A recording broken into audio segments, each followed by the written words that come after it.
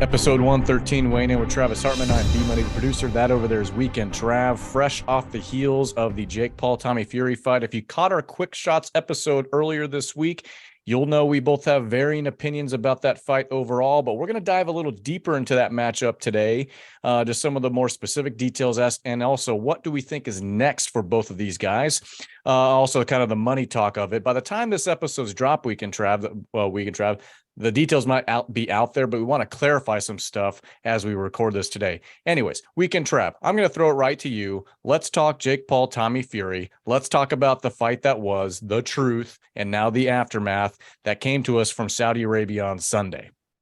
I had this conversation while I was watching this fight with a friend, and I told everybody, I was like, you know who has the most to lose in this fight? Was Tommy Fury. Because if Tommy Fury loses, he's a real pro boxer, okay? Yeah.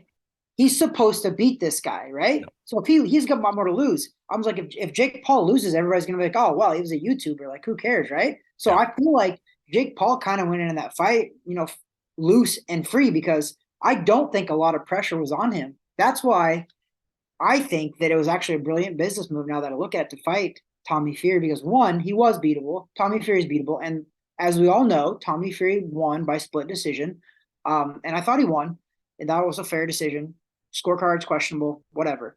But I thought Tommy Fury had more to lose in this fight, so I think the right guy won, and now he gets to stay in the family with Tyson Fury. Tyson Fury's not going to kick him out of the family because he didn't lose to a YouTuber. But B-Money, the fight was quality.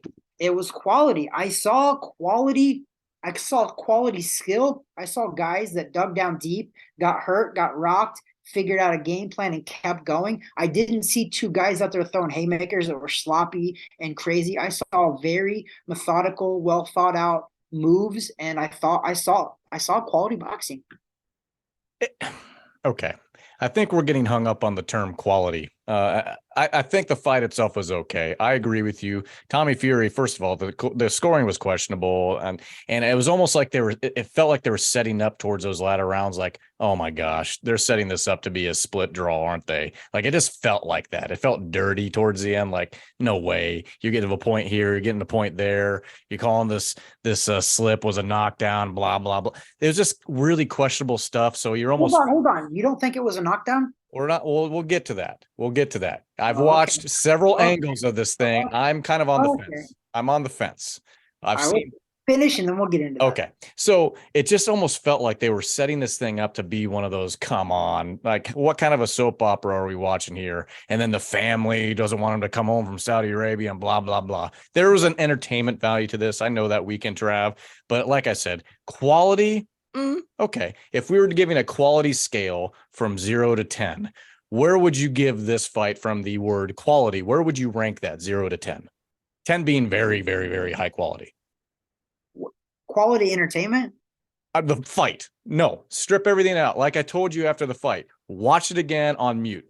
Tell me the quality of 0 to 10. Yeah, listen, I thought the commentators were horrible, actually, anyway. But no, I thought it was quality. 0 to 10, 0 to 10 quality scale. Give it to me. I'm giving it an 8.5. Holy crap. Okay. 8.5. There are certain things. I was crazy entertained during that fight. Like I was watching. No, I'm not. Back and forth. See, you're getting caught on the entertainment again. Okay. Strip it back. The actual pugilists. I thought it was quality and it was good entertainment. Stop saying entertainment, okay? I want the actual quality of the pugilist. No, because you're wanting me to brag. They're not elite pros. I know they're not. They're not. But the quality of the show, even top to bottom, like the co-main event was awesome too. Yes, that was better. Badu Jack was, and we knew most main events don't live up to the main event. They don't. Right. They're main events because people tune in to watch that necessarily. But no, I thought it was quality boxing of two novice professional boxers. I got an 8.5 still. I'm still putting it up there. That was, you know what? That was better than some of this real true pro boxers that I'll give you an example because we're going to talk about it anyway. Mm-hmm. I thought this main event was better than the main event that we saw at Caribe Royale. I agree. High-level pro boxers. I agree. We'll get to that. So here's what I'll concede on Jake Paul, Tommy Fury. For me, the quality was better than I expected, because I expected a dumpster fire, because I've seen Tommy Fury fight. And we've seen Jake Paul fight. And for the most part, they're about two-trick ponies, both of them. That, and you kind of know what you're going to get. And in reality, that's kind of what we saw in the ring, too. They just kind of matched up properly. And so it made it a more interesting environment. But for me, as I'm scoring this thing, as I'm watching it, I'm like, there's no way that even halfway through this fight, that Jake Paul, from a scoring standpoint, should even have a chance. He's got to get a knockout. So by the time it gets to the judges where it's a split decision, that's a travesty, in my opinion. Another boxing travesty on the scoring card, Weekend Trav. But I mean, the only judge that scored it for Jake Paul was 76-75. And how did he do that? How? Because I scored it 4 rounds, or not 4 rounds, because it was an 8-round fight. But I thought you easily, you could say 5-3 and you wouldn't be far off. 5-3 would be a very fair score, in my opinion. So here's the deal. Jake Paul, when I was scoring those fights, Tommy Fury, when he won a round, it wasn't really close. He won the round like pretty outright. Correct. When Jake Paul won a round, it was very close. Correct. It was. But there was a couple what I call swing rounds that was like, it was so close. I was like, I don't know. You kind of flip a coin and go with. But overall, I think 5-3 was a fair score for Tommy Fury. 5 rounds to 3. Oh, no. Yes, I'll give you that. 5 rounds to 3 for Tommy Fury. But you know what that means? That means there was only 1 round for being a draw. So that was a close fight. I think it was a close fight. You know what? You don't think it was close? What I'm saying is that I don't think it was as close as what a split decision scorecard would be. I mean, come on. There's no way. That was put in for drama. The split decision was 76-75. That was put in for drama. I'm sorry. You can't convince me otherwise. This whole thing had drama oozing from it from the beginning 2 years ago. If they would have ruled this fight a draw, oh my gosh, I don't think it would have been a bad decision. I don't even know I don't even know what to say to you anymore. Weekend Trav. If I would have ruled that fight a draw, I would have said it was close. Nobody single-handedly won that fight. I need the general public that's listening to our voices or watching us on YouTube and whatever else to know that we are on different sides of the aisle with this. This is not an echo chamber. This is a fight. Definitely not on this one. This is a fight that B-Money did not want to see to begin with, and this is a fight that B-Money doesn't want to see again. This is a fight that B-Money also said that wouldn't happen, and it did. Listen, come on. Until we actually heard the bell go off and those two were in the ring, were you 100% convinced that this was happening? Well, what I said like 90-something%. I was like, okay. That's what I'm I mean. pretty sure it's going to happen. Okay. But I think now we look back, though, looking at this result, makes it seem like Tommy wasn't making excuses. Maybe every one of those times was legit. I don't know. But look, like the kid, he won. So yeah, maybe he wasn't ducking him. Maybe this weird stuff kept happening. I don't know. But we need to touch on the fact that you don't think that was a knockdown. Okay. I'm on the fence because I've seen several different camera angles of this thing. Okay. I guess it's tough. By definition, yes, I guess they're going to have to give it a knockdown, but it felt like it was kind of like right on the cusp of, it's just kind of like almost a little slip stumble. Was it triggered by the punch? I don't really think so. I think he was just kind of already a little off balance to begin with. So I don't know, Weekend Trav. It wasn't like a convincing knockdown for me. We've seen other ones go the other way where no, they just told him to get up. A punch landed, his glove touched. By rule, it was a knockdown. Yeah. Was he hurt? That's probably where you're going. No, he wasn't. But that doesn't take it away. That was I just felt it was like boom boom where he was already in the process of stumbling through. I don't know. That's what we call a flash knockdown. I've seen many of them that actually land around the button, boom, and he's right back up. That was a flash knockdown. I have no problem with that. That was a knockdown, and that was a 10-8 round for Jake Paul. No issue. It was a very fair call. That was a right call. You haven't seen Tommy Fury come out and say a single word about that because he knows he punch landed. And I think he did land. I think he's just happy enough to get that W. There's no point. Oh, you see how happy he was when that decision was made? He didn't know that he won either. He was like, oh my God, yes. He wasn't shocked, but he was like, Trav. Oh, thank God. We've been talking about this thing for like 2 years, and I'm kind of hoping that this kind of puts the cap on it of conversing about these two fighting each other. So let's transition a little bit, not away from them, but let's talk about next steps here. What do you see now on the horizon? First for Tommy Fury, but then also for Jake Paul. There was a rematch clause in that contract, and Jake Paul is not stupid. you 100% exercise that rematch clause and you do it again. And honestly, dude, Tommy Fury didn't outclass Jake Paul. No, It was a close competitive fight, meaning if they fought again, who knows? I mean, I would watch B-Money, and I think that obviously Jake Paul has progressively getting better. And I sure. predicted Jake Paul would win this fight. I've been right 6 times on Jake Paul's predictions. I got this one wrong because I did call him to win. So I got this one wrong. But I would watch another fight. I want to see if Jake Paul can keep progressing, because if he can, if he gets better, I think Tommy Fury is as best as he's going to be. Now, If here's that the thing. I've never once questioned the work ethic and the time and the efforts that he's putting into training. No, I agree with that. Having millions of dollars in the bank does afford you the best trainers in the world and the best camps and the things like that. So he has that benefit for him, and he puts the time and he puts the effort in. So I'm not going to question that.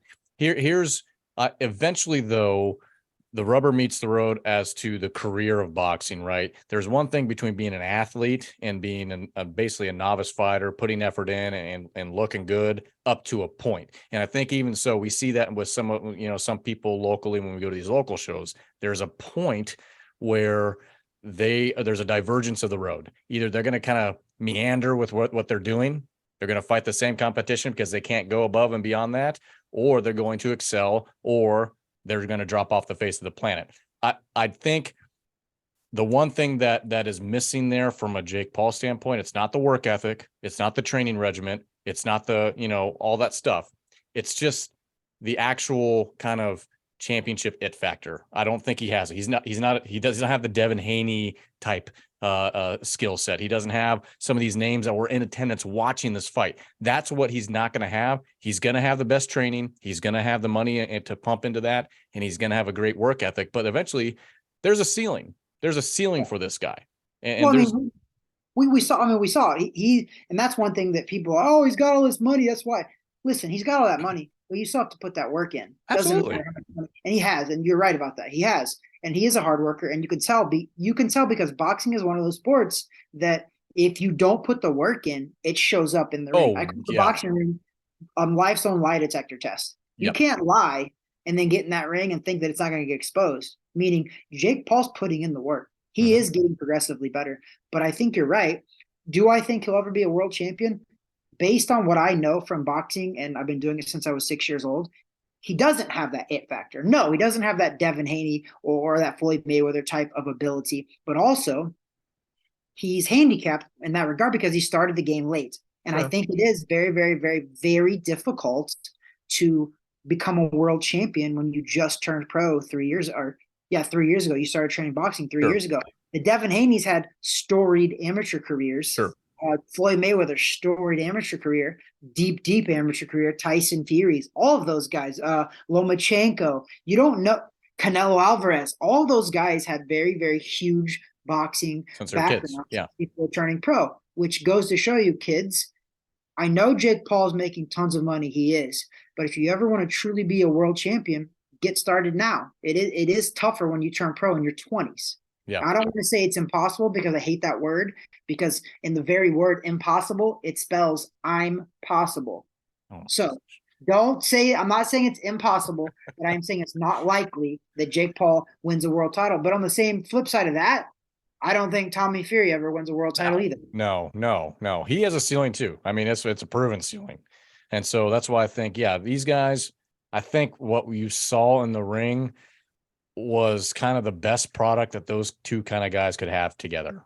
I just think they kind of fit properly with what they bring to the table. And so that's why, from a quality standpoint, you give it an 8.5. I might give it a 6.5. I'm not saying it was a bad match. I just said it was kind of mid card at best, in my opinion.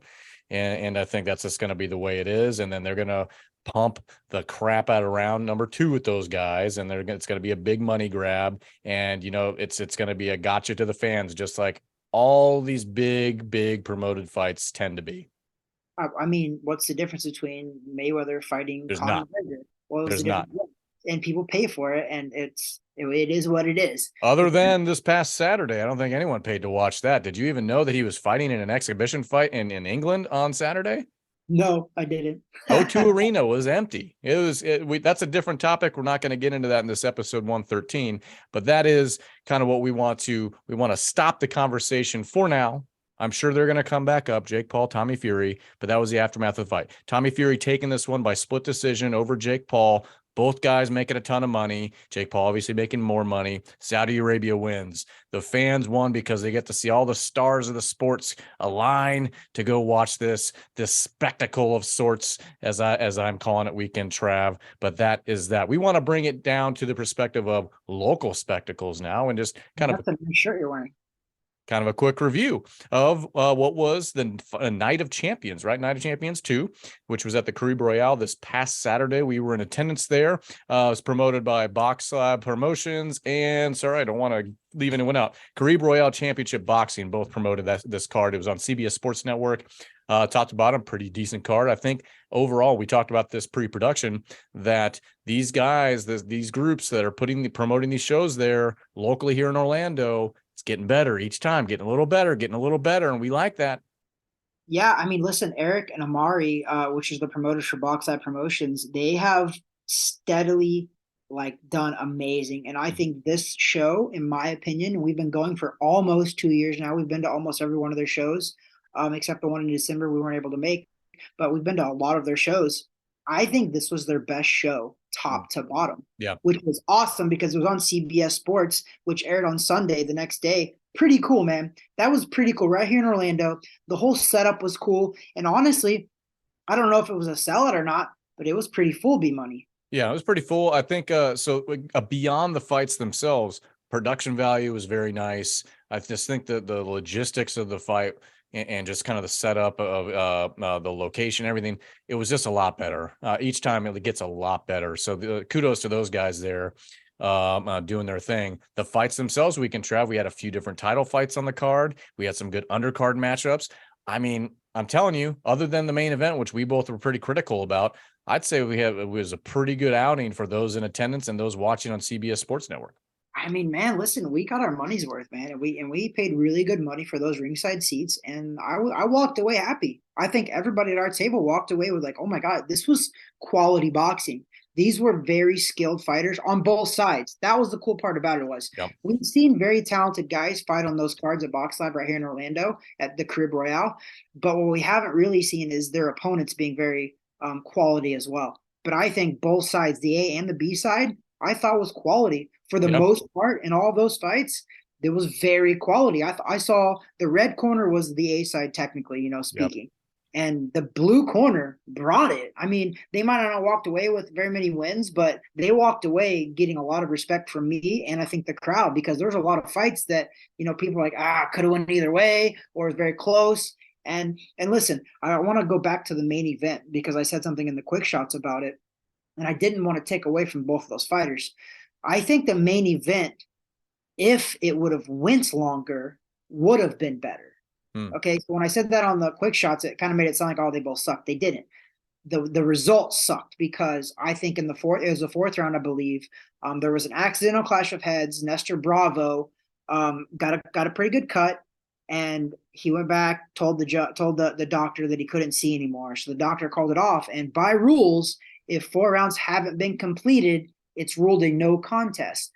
I think what happened was, and this is my opinion, and I'm going to get some grief from local guys, and it is what it is, but I watched that fight. His opponent was very good. I think Nestor Bravo got in there with a guy wasn't expecting his opponent to be that good. That was Valtierra, right? That's who he's fighting. Yeah. Yes, and Nestor Bravo was undefeated, 21 and 0. 21 and 1. He's 21 and 1. Nestor Bravo was. Yes. No, I look it up. Are you sure? I think he's undefeated. That's what I had written down from last week. But anyways, so he's taking on Valtierra. I'll read it right now. Valtierra. Nestor Bravo's 21-0 with 10 KOs. I have the Valtierra right here. And Javier Valtierra was 16-2 with 8 KOs. I had that one 16-2. Fine. Either way. But the reason I brought it up is because I think that Nestor Bravo made a conscious decision that, listen, I wasn't in the ring. I didn't get hit with the headbutt. I didn't. But I saw Nestor Bravo, as soon as he they made that decision, he walked over to our side where his wife was standing and was like, it's a no contest. And I was looking for his eye to be bloody and dripping. It was not. Okay. I'm sorry, Nestor. It wasn't. And what I think is I think he slighted himself and the fans from a very entertaining fight. I'm not even saying he would have lost. I'm saying that could have been a war. That could have been a fight. That could have been a fight of the year possible. And it was on TV. Yeah. So I mean, it was already a pretty tight 4 rounds at that point. Yeah, it was both guys, it was fight. very close. I don't even know how we would have been scoring it at that point. It was just, I think you're right. I think he made a business decision. At a certain point, I think that was a business decision that was made.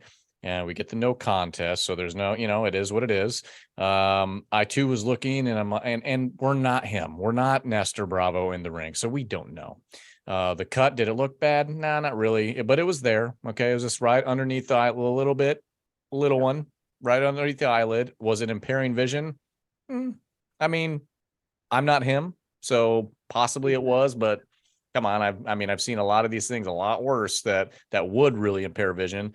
We didn't see. He told the ref that there was blood in his eye. I didn't see no blood in his eye. So it's hard to tell. Weekend Trav. We're not here to poke the bear when it comes to this thing, but I feel like the fans were cheated a bit on what was already starting to become a very, very solid main event. I think like I said, I think he slighted himself as well, because I think he took that opportunity away that he could have dug down deep, been bloodied, blood and guts warrior. I think he slighted himself from that huge type of moment. And I think professional athletes, and especially for me, I was a professional boxer as well. And I think you're always looking for that one fight or that one moment to really show what you're made of. And I think he slighted himself from that by choosing to not continue after that 4th round. So I just think that he's 21-0. Like, now's your time. I think you could have really made a statement on how tough you are and how willing and capable you are to go to that dark spot and come out. Like, I want that it factor. Like, you know what I mean? I'm a fan now too. I want that like grit. I want to see that fighter, and I want to get behind that fighter who literally will fight through anything. Yeah. And we've seen that in the past. You got guys like Arturo Gatti. He was called blood and guts warrior. Okay. He wasn't the most talented fighter in the world. He wasn't. But you know what he did give? He gave 1,000,000% every single fight. You see, this guy would fight through broken hands, broken noses, blood and guts everywhere, but he would go out and finish. But you know what happened too? He was rewarded for that. That guy made millions, and his talent probably wasn't $1 million talent. It wasn't. But his work ethic and his grit was $1 million talent, and that's why he got paid. So I would say, Nestor Bravo, you're young, you're 21-0 still. Go back to the drawing boards, but know this, that the fans pay to see that blood and guts. They do. And if you want to continue in this sport and you want to be that guy, you're going to have to get through fights like that. Not the way.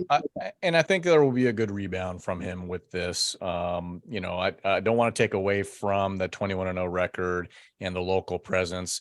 Obviously, very, very highly skilled at what he does. Was it a business decision made? Maybe. Was it not? Who knows? But either way, I think there will be a pretty good bounce back here. And you know what? A guy like this, like Nestor Bravo, will take the criticism from guys like us and others that are probably giving some of that, and he'll learn from it and he'll move on and he'll be better for it. So look forward to seeing what's next on the horizon for him. But what I will say, we can travel with this card, Night of Champions 2, to us, the best fight of the night.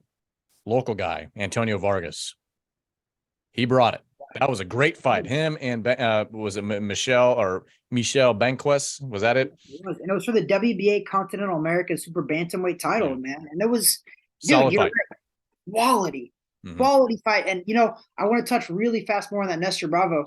I hope that the criticisms that he hears from us, and the reason why we do this, is because I want to help them get better. Yeah. What I'm saying here is I hope you take what I'm saying and go forward and try to get better at some of those things. I'm not doing it to break you down at all. I want you to be better. And you're at 21-0. You're at that point in your career where you're on the cusp of, hey, am I going to be a world champion? Am I going to be a superstar? You're right there. You're right there. So I think what gets you over that little edge, what we're all looking for, is that grit, is that, hey, you know what? Maybe I got to go through fire sometimes to get out on the other side.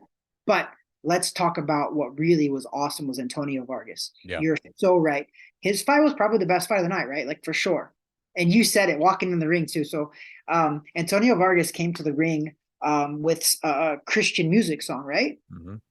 And it was like mellow and like it was a chill song. Usually boxers come to the ring with some hyped up music and fast pace, you know. Brandon was like, I don't think I want to mess with a guy like that because his spirit is what's like excited by that music. And you're like, a guy who can get pumped up from that type of music and that Mm-hmm. type of presence is a scary guy. And you Yeah, were right. yeah, He came yeah. out. And I He's loved coming. it because he's a He's Christian. coming from a different place, this guy, and so that's a tough one. That to me, if I'm on the blue corner looking at that, that's going to unnerve me more than anything. But overall, it was just a great contest between these two, and well deserved. Vargas taking home that WBA Continental America's Super Bantamweight title. It's a mouthful.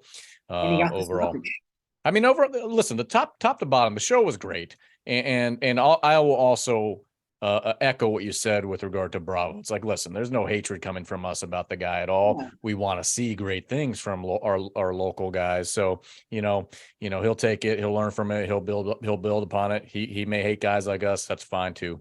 Vargas, great to see that. Some of our other local friends, Adrian Pinheiro was on that card. Unfortunately, Giovanni Estella, his opponent no-showed. I'm sure there's more to that than we'll ever know. But overall, and your boy Edgar Berlanga was in attendance. How did we not know that? I know he was. I don't know actually. There was a lot of guys that ended up being there that I really didn't know was there. But matter of fact, did you know the guy we were sitting next to was also 3-0 bare knuckle fighter? Yeah. Which was it was pretty cool. There was a lot of guys there. Paul Malignaggi was the ringside commentating. Like this was a big deal. That's pretty BoxLab good. has done that multiple And times. B-Money was able to have about 6 or 7 neutral seltzers, so I was pretty happy about that. He was. B-Money loved the neutrals. He loved the seltzers. Weekend Trav. Let's go ahead and wrap this up. This is episode 113. As always, we're coming to you from 2 different locations, but this is the #1 beers, bourbon, and boxing podcast shot in Orlando, Florida, specifically Laureate Park, specifically in a boxing gym on the 2nd floor of said boxing gym in the podcast room, which you are in right now. I'm actually at home. Shot on a Sunday or Monday, today being Monday, dropping on Wednesday morning at 7:15 a.m. Eastern Standard Time. In the world. That's us. So we do appreciate our following, and for those that are subscribed and listening to our content, whether you're listening to your apps on the audio side of things on Spotify and others, or you're watching our beautiful faces on YouTube and Rumble and the like, we do appreciate all of that. Weekend Trav, final thoughts going over to you. Boxing's awesome. Oh wait, I'm supposed to say more. Well, no, you don't have to, but I mean, that's your final thought. It was really good, and we've reiterated this. I'm so glad to see boxing in Orlando taking off. And what did I say a couple of years ago? BoxLab Promotions, thank you for this. But I said it a couple of years ago. It's not come true completely yet. But I said, what if Orlando, Florida, starts to become the mecca of boxing? We're getting TV here. We've had multiple different TV. Now we had CBS Sports here. It is getting bigger. It is getting better quality. We're getting superstars that come out as well. We had Hall of Famer Paulie Malignaggi calling the fight, Hall of Fame boxer, world champion. So it is getting a lot better. I love the fact that we're here in Orlando, Florida, and boxing is growing right around us. For the Southeast, we're definitely pulling notoriety away from Hollywood, Florida, the Miami, Floridas of the world. Yeah. And even the West Coast. You get some stuff still in Clearwater and the Tampa area, but more and more is flowing through Orlando. So we feel very spoiled here. And on top of that, such great local talent, but not just local guys. There are guys coming in from all over the Central and Southern Americas here for this match, these matchups. So we were pretty pleased to see that as well. Overall, good job, fellas. BoxLab Promotions and Caribe Royale Championship Boxing promoted that one. Weekend Trav, that's your final thought. My final thought is this. I don't have a final thought. I don't. That's a final thought in itself. My final thought is it. Peace. Take that for what it is. That over there that's my final thought. There we go. That over there is Weekend Trav. That there is B-Money, aka producer, aka nice BoxLab Promotions t-shirt. God bless.